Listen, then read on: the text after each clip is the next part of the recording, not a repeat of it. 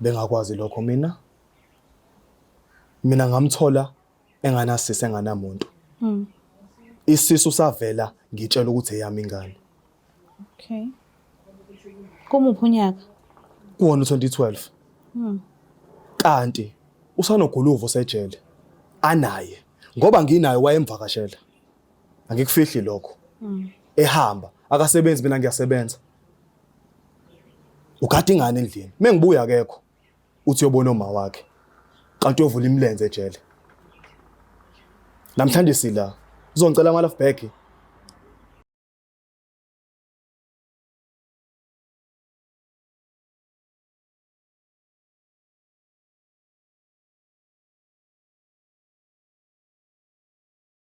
Ngiyanibingelela nonke babukeli beBlack Life TV kuhlelo esilibiza ngokuthi iLove Back. Igama lami nguStufuza Dlangamandla Zulu.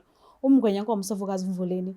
Intokazi yaZalma Mkhize. Ngicela ke ukuthi singaqali nje siye phambili ngicela unikhumbuze ukuthi iBlack Life TV inayo futhi iBlack Life Pharmacy lapho khona bekuwukuthi uyazizwa ukuthi uyagula emzimbeni kodwa sinawo amakhambi esiZulu esinesiqinisekiso sokuthi ngenzeka akusize lawo makhambi na kanjani mekuwukuthi mhlambe umnumzana wekhaya and awusaperform ngendlela right sinalo ikhambi lalapho ufone ulicele nawe umuntu osifazane mekuthi umama wekhaya uyabona ukuthi ubaba ngathi akasajabulile kahle neze ngendlela okwenzeka ngayo menisijabulisa nobabili ekamereni nakha umndeni wenu nawe futhi ungafona ubuza ukuthi yini ekhona engangisiza ukuze ngibe right nami emndenini mekuwukuthi ke kuyenzeka futhi ukuthi ubaba womntwana wakho umntwana akambhekeleli akamnakekeli financially usekhohlwe nanokukhohlwa nje ukuthi uke wazala njengomuntu wesilisa akasamnaki na kanjani ungasithinta sikhona inyembe zengane ukwenzela ukuthi na kanjani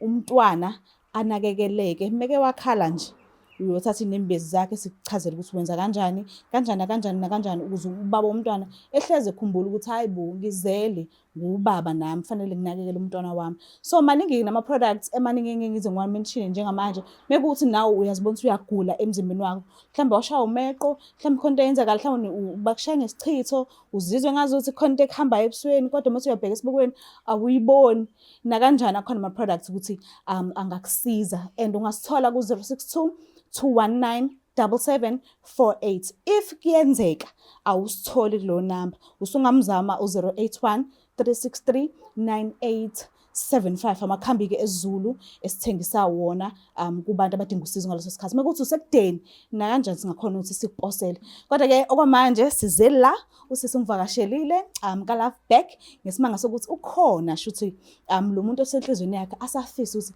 baphinde bazame ukuthi bahlanganise uthando lwabo kodwa ke uzosichazela kabanzi ukuthi bahlangana kuphi behlanganela endaweni kanjani uthando lwabo meliqala kwenzakalani nani njengoba ela uzele kona lokho ukuthi azame uphinda acela uthando futhi kodwa ke ngicela ukubuyela kuma products ama products ngicela ukucacisela lokho ukuthi asithakathi umuntu ama products akuwona ukuthakatha umuntu but mawuzizwe ungekho right wena self emzimbeni wakho na kanjani lufuna usizo ungalithola so ke asike sizwe ukuthi ngabe kuhamba kanjani sabona kanjani yebo sawona sisi alright yebo right ngiyaphila nami uma bani ngumancumalo Mancumalo yebo Mkhatshwa ubani lo wayekhatshwa ungangitshela nje ukuthi awazi mina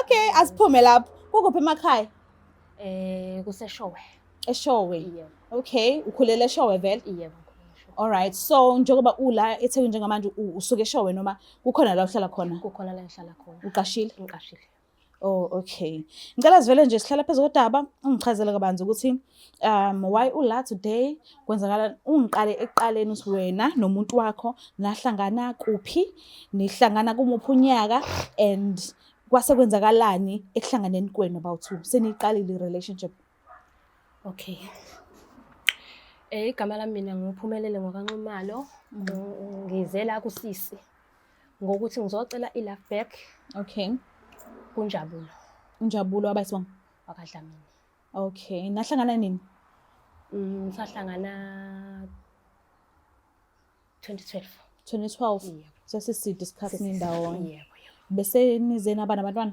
cha asinabo abantwana and ngingaze nixoxete kanjalo akaze size sixoxe indaba yabantwana okay ubekuphethe kanjani kunjabulo nje kwi relationship yenu isaqala kuze kube imanje. Eyi Kuze uNjabulo, kube ilesi sikhathi nahlukana ngaso, sorry. angifuni ukuqamba amanga, uNjabulo bekuyena umuntu ebengiphethe kahle. Okay. So into engizoyikhuluma kuNjabulo sisi, uNjabulo angimtshenanga iqiniso before sithandana. Okay, khona into eyenzeka mande uhlangane naye. Yebo, ikhona into eyenzeka before ngihlangane naye. Okay. uNjabulo bengifuna ukuzoxolisa kuyena ngesimo sokuthi nomuntu ebengithandana naye. Lo muntu ebengithandana naye wangilobola. Okay. Maye ngilobolile, ngangamtshela uNjabulo ukuthi nginengane naye. Okay. Yebo. Ingane yamyeni lo wayelobolile. Ingane yamyeni lo ongilobolile. Okay. Umyeni lo ongilobolile usejele. Oh. uNjabulo angimchazeli konke lokho ukuthi umyeni wami ongilobolile usejele. Usejele. uNjabulo sefuna ukuza kumina ekhaya ezongilobola. Yo, isekube isizathu esibambekayo esenza ukuthi ungamtsheli uNjabulo ukuthi hayibo wena uyingoduso yomuntu, ulotsholiwe, umzalelile futhi umntwana wakwaDlamini, kodwa ke ubaba wakhe usejele. Yini uzungene kwi-relationship entsha ungachazi? Ngangimsaba uNjabulo ukuthi ngimtshene ngoba ngangibona ukuthi mhlawumbe mangimtshene iqiniso sizohlukana. Okay, wawumthanda. Ngangimthanda kakhulu. Umuntu kanjani uNjabulo? Ungamchaza ngithini nje? Ngathini? uNjabulo uright, akangilwisi ey'ntweni ey'ningi. Okay. Nje noma ngimtshene ezinye izinto uyak-understanda yabo. So ngagcina sengisaba ukumtshena sisi ukuthi mina nginomuntu osengilobolile kodwa ngesimo sokuthi usaboshiwe. So ekhaya lakho la uzalwa khona bayamazi uNjabulo ngoba wena uyingoduso yomuntu, bayazi ukuthi wena umyeni wakho uthengene ejele, wena waqhubeka nempilo wasuthandana nomunye umuntu. No sisi, ngamchazela, ngahlala phansi nomama ngamchazela sonke isizathu ukuthi mama, kunomuntu esengimtholile njengamanje ofuna uzovela ekhaya ngesimo sokuthi ubaba lo wengane ongilobolile kusekude ukuthi ephume ngesimo sokuthi ugwetshiwe. So nami ngeke ngize ngikwazi ukuthi ngihlale umlinde, ngimlinde nami ngingabikho la engithola khona. Ngesimo sokuthi ke uNjabulo uthi ufuna ukuzovela ekhaya. Mama ke ngicela ukuthi ke ungivumele ukuthi efike ekhaya ezolobola. Solo aboshwa umyeni wakho bowuya kodwa uyombheka nje umvakashela. Yebo, bengiya sisi ngiyombheka. Beyithi nje conversation yenu benixoxa ini? Akaze zakubuza ukuthi ukhona yini omunye umuntu osekushayela mhlawumbe sefuna ukuba nawe. Yena wazi ukuthi wena uzohlala ulinde yena. Wazi lokho phela yena ngokwakhe, kodwa mangifika ejele ubengibuza phela ukuthi mina ukhona nomuntu mhlambe esengizwana naye njengoba yena engaphakathi. Bengisaba ukumtshena isitori ukuthi ukhona umuntu esengizwana naye. Waboshwa nini? Waboshwa 2011. 2011. Yebo. And then wena 2016 wahlangana noNjabulo 2012. 2012. Okay. So mawucabanga ke izomphatha kanjani lento le uNjabulo masumtshela yona? Ngiyazi sisi ukuthi uNjabulo ayizokumphatha kahle lento. Ingakho ngithi ngizomncenga ukuthi sibuyelane. Nahlukaniswa yini kahle kahle naye? Khona kubamba nayo noma mhlawumbe khona izinto ayibona alake esola nani. Yini yanhlukanisa njengoba usula uzocela uthando lwakhe back. Wahlukaniswa yini? Wahlukaniswa ukuthi uNjabulo usengithola ukuthi ngikhulelwe kodwa manje angikhuleli ingane yakhe. Kanjani manje? Ubuthana nomunye umuntu futhi? Lo osejele. Lo osejele yebo wangishiya nengane lo owahamba wayoboshwa. Sure. So uthe ezalwa kumntwana shuthi uNjabulo belokho ondla nje ondla eyitshela ukuthi ingane yakhe. Yebo, belokho ondla elokho ethi ingane yakhe kanti mina ngiyazi ukuthi ingane eyalo oboshiwe. Awumtshela ingane kodwa.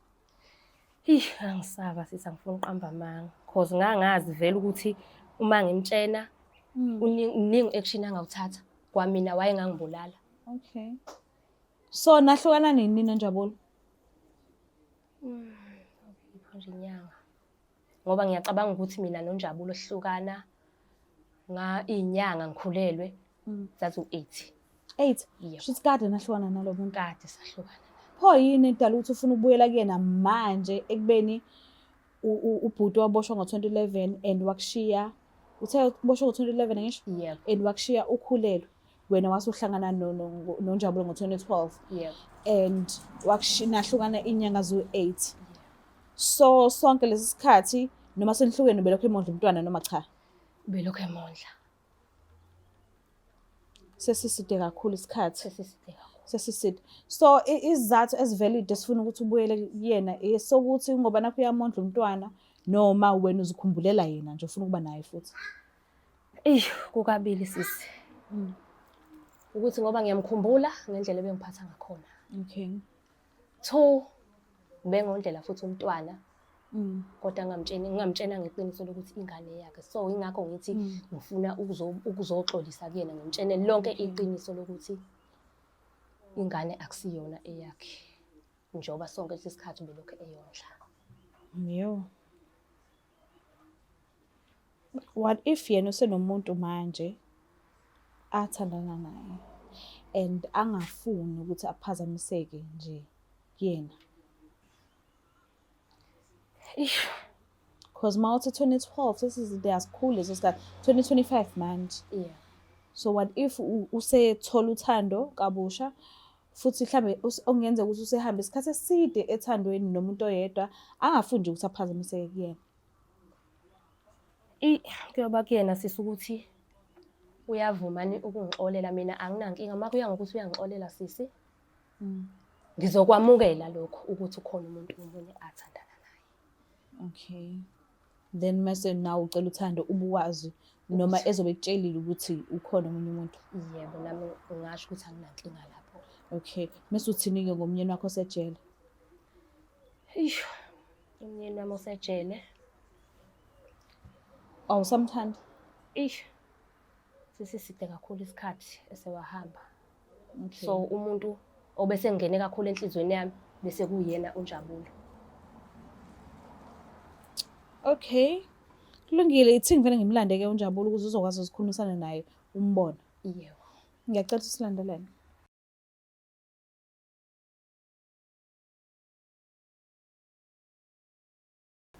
siphinde sinamukele futhi babukeli bayo iBlack Life TV kuhlelo esilibiza ngokuthi i-Love Back. So-ke ubhuti uvumile ukuthi asijoyine and nginethemba lokuthi ngenzeka akwazi ukuthi samukele isicelo sethu esizomcela sona. So-ke asike size ukuthi ngabe kuzohamba kanjani. Sawubona kanjani? Ngiyaphila. Ngiyaphila nami. Ubhuti waba isibongo? Ngudlamini. Okay, uyamazi sengihleli naye? Ngiyamazi. Umazi kanjani? Kuthiwa ni-ex. Oh, ex. U-ex osolvekayo kodwa noma ilunga asolveki. Angiboni uzosolveka ngoba ngila namhlanje ngifuna ukumbuka nje. Ish. Kunzima ngalawo ndlela? Kunzima. Kubuhlungu. Bathi-ke uzibhalile kwi-show ngesimanga sokuthi ufisa ukuthi akhulumisane nawe ekubona nje ubuso nobuso. So ngiyacela nje umuphi isikhathi sakho umlaleli ufisa ukuthini kuwena. Ngiyacela isicelo nje. Njabulo. Ngoba ngikubizelana nje. Bengizocela i-Love Back. Into engako ngihambise kuzona. Ungichazelile. Uthi kwenzakaleni? Ushilo yena. Ukuthi ngosuku mina ngimlobola. Ngiyombona kubo wabaleka. Wahamba. Nale ngane athi eyama kuyona ishe yami. Ukushilo lokho. No, akashongo kanjalo, asho ngithi wabaleka. Ngiyaqala nje ukuzwa ngawo. Wabaleka. Wabaleka. Ngaqala impilo yami ngaze ngatshela ishuma nobaba. Ukuthi ngifuna uqala impilo nomuntu. Ngiyahamba ekhaya. Ngimsuse eshowe ngoba ngiyamthanda. Hleze khala ucinga ekhaya ngingazi ukuthi uba lo phone naye ngitshela ukuthi umfowabo. Kade indoda esejele. Ngikhuluma nje lo muntu uganike uma ufuna umgane. Wayethi umfowabo mekukhala ucinga. Wethi umfowabo. Ihlezi ikhala. Ngimone ekedinwa, ekejabula, ngingazi ukuthi ubalo. ngigcina sengithola ukuthi nale ngane engiyondlayo akuyona ishe yami. Uke wathola kanjani? Ngalo usuku ngiyolobola.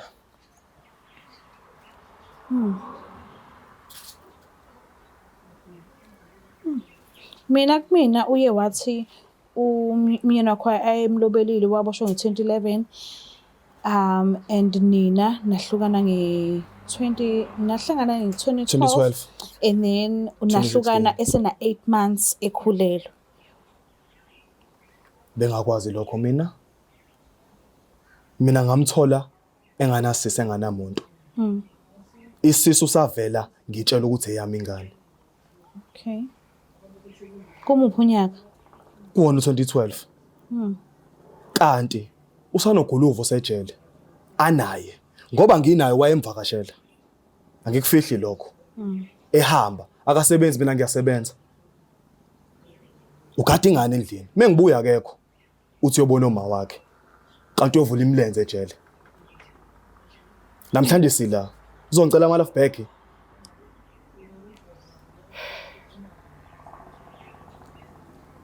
Hayi, ngiyangikwazi. Awuyizwa kahle le? Angizwa kahle lento. Angizwa kahle lento. Ngabe usekhona nomunye umuntu osempilweni yakho?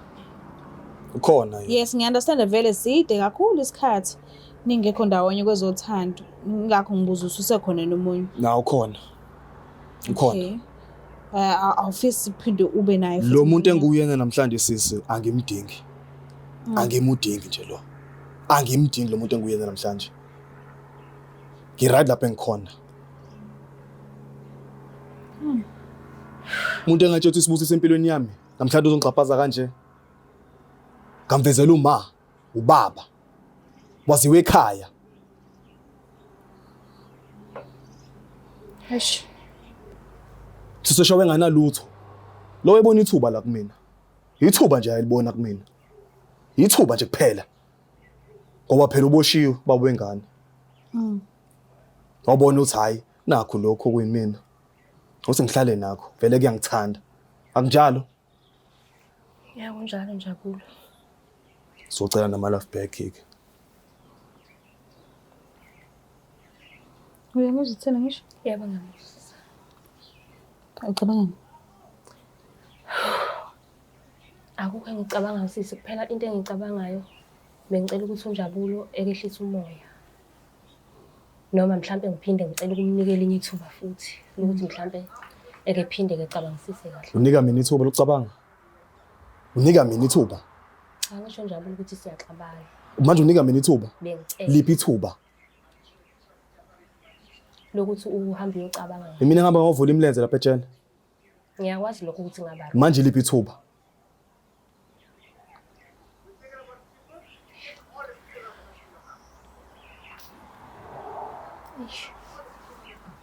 Wena ubuzozuzwa kanjani uyena?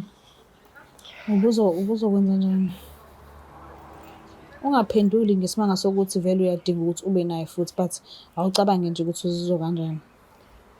Yo, sisi lento eziwonjabulo ukube kuthiwa ngiyibuyisela nami ngakunina. Angifuni uqamba amanga kunzima khona. Okay. Kunzima. Sifunani phola namhlanje? Izinto engimfihlele zona zinkulu kakhulu. Sifunani phola namhlanje?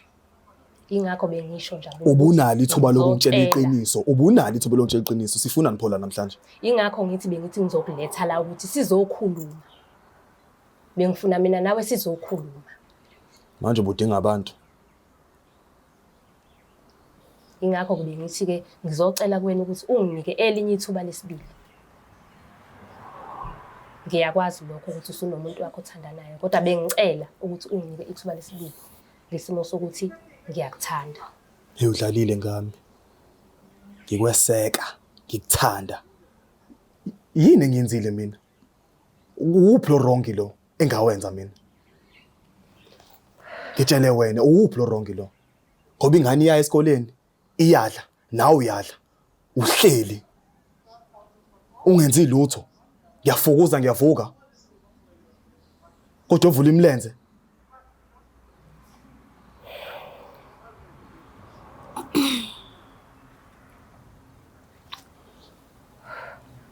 Cela nje wangibhedeli. Ngiyacela nje. Ngiyacela nje.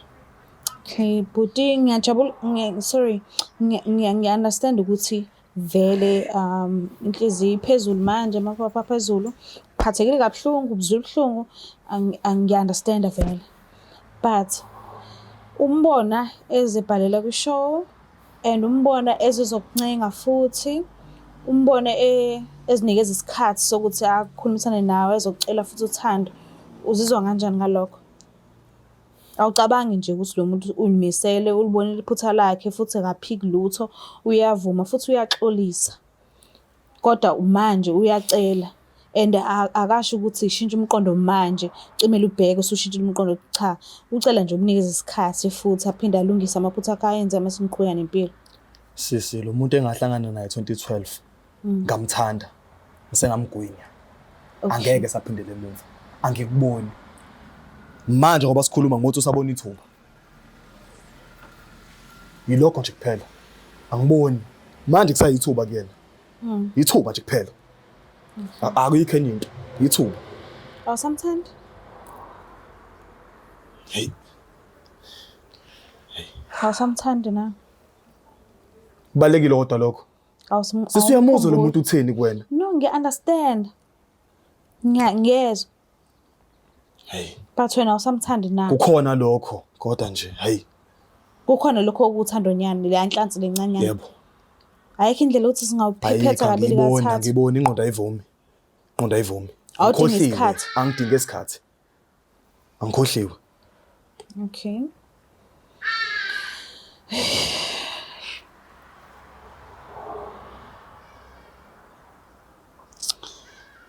buye ngazi kunzima and akekho right manje and uyambona usukwatile afuni kwakuzwa nje ukuthi kuthekani mhlawumbe usazophinde umlandelele umneze isikhathi kudlule lesikhathi samanje sakwatile kanje umnikeza isikhathi aphole kahle uphinde umlandelele noma ukhetha uphosa isawula manje ngeke ngiphonse ithawula sithi uyamdinga ne ngiyamdinga nami empilweni yami ngifuna uqamba amanga noma usuza ukuthi usenomunye umuntu noma sengizwa ngoba ngishilo sisi wakhona eqaleni ukuthi noma wangitshela ukuthi unomuntu kodwa kulungile uma ezongivumela ukuthi sibuyelane ngizom-understand umuntu wakhe anginankinga nalokho ingakho ngiyicelelile-ke kuye unjabulo ukuthi ngicela ehlisa umoya hayi angiyimiseleke nje ngesithembu mina esinawe phakathi nje sisi angimisele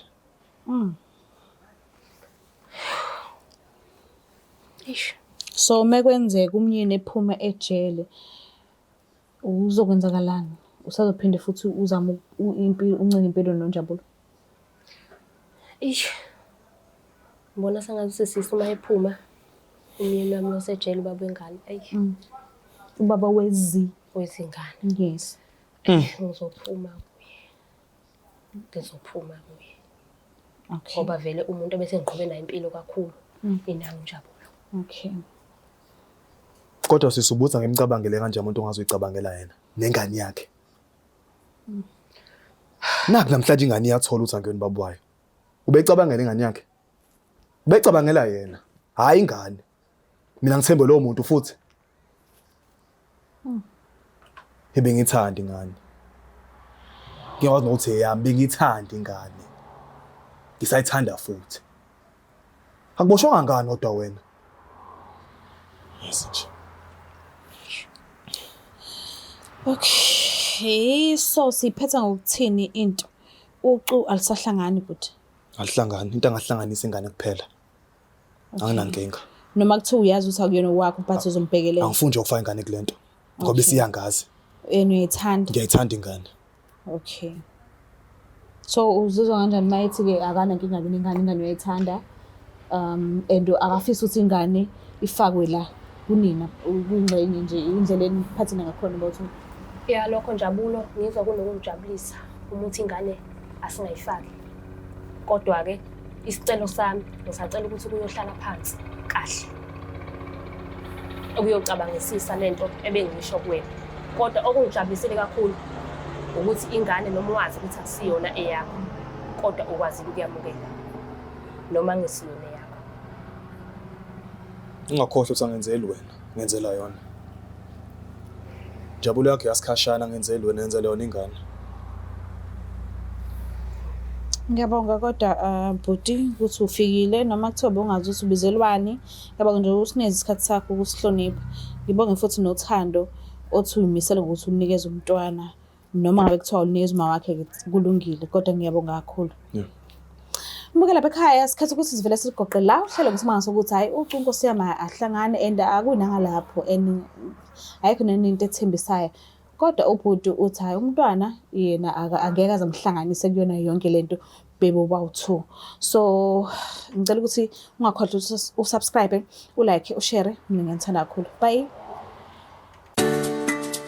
Black Life Traditional Pharmacy izimpande zama-Afrika. Sikulethela konke ongakudinga. Sisebenzisa imvelo ukulapha, sididiyele izimpande, kwahlanganiswa ongoti abahamba phambili kwezokulapha ngesintu. Senzela wena. Sikhona isikhafula sokubuyisa isithandwa sakho, ukuthola umsebenzi, ubuyisa umuntu wakini owaduka. Sikhona neziwasho. Sikhona isiwasho sokugeza isichitho, ube nogazi, uthandeke ebantwini, ukususa amathunzi amnyama, nokuvula izinto zakho zikale phansi abantu bakuthande. Siyabasiza noma uma unenkinga umhlume, ama-ulcer, i-cancer, i-BP, ushukela, ama-fibros, uvule nesibeletho ukuzothola abantwana. Siyabasiza nosisi ukukhuphula isitofu sibeke ku6, indoda ikuthande kakhulu izikuphi imali. Nobaba sebasiza ukuqinisa idonkipiri, umthetho uqine endlini. Wenza umuntu wakhe athande wena wedwa, alangazelele wena wedwa futhi uphinde uvikele umkakho. Woza kithi epharmacy